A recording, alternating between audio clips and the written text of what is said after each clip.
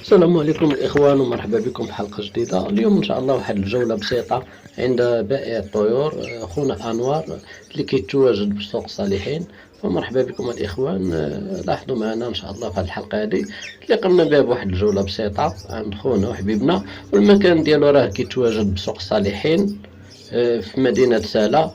ومرحبا بكم الإخوان. فالأخ أنوار راه كيتعامل واحد المعاملة اللي حسنة، فحنا كنعرفوه من واحد المدة اللي هي طويلة، فكنوجه ليه واحد التحية من هذا المنبر هذا ومرحبا بكم عنده الإخوان.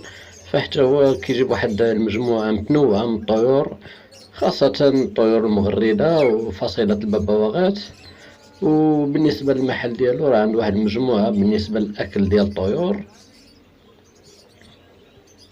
فالطائر الكابوني كما كتشاهدوا معنا، واحد الطائر اللي هو جميل. فكما قلت لكم الإخوان، في المحل ديال أنوار فهو كيكون عنده واحد المجموعة متنوعة من الطيور.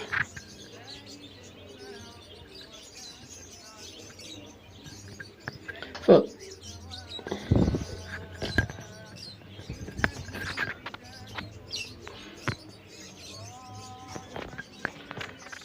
فخليكم مع الفيديو يا الإخوان ومرحبا بكم.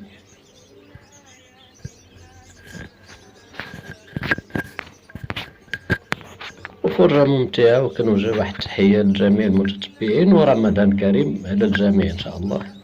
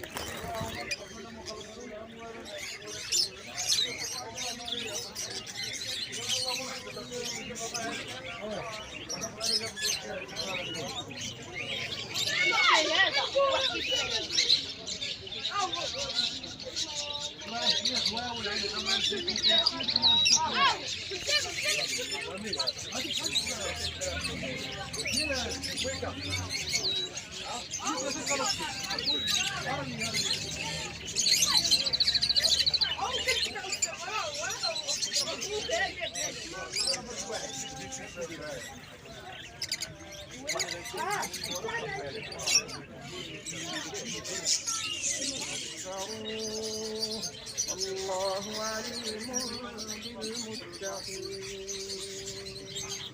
إن الذين كفروا لن تغني عنهم أموالهم ولا أولادهم من الله شيئا، وأولئك أصحاب النار هم فيها خالدون.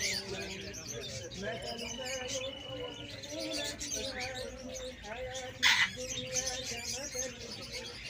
كمثل ريح فيها حب أصابت حرث قوم ظلموا أنفسهم وما ظلمهم الله ولكن أنفسهم يظلمون.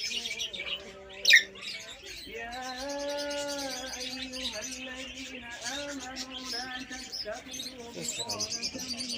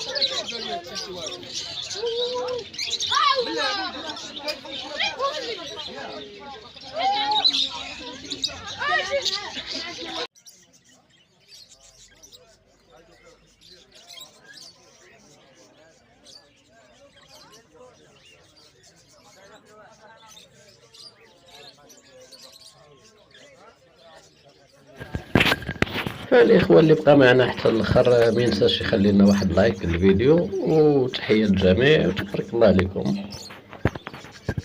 بالنسبه للمحل ديال خويا انور راه كيتواجد في سوق الصالحين بمدينه ساله، في المحلات ديال بيع الطيور. وتحيه لكم الاخوان وتبارك الله عليكم.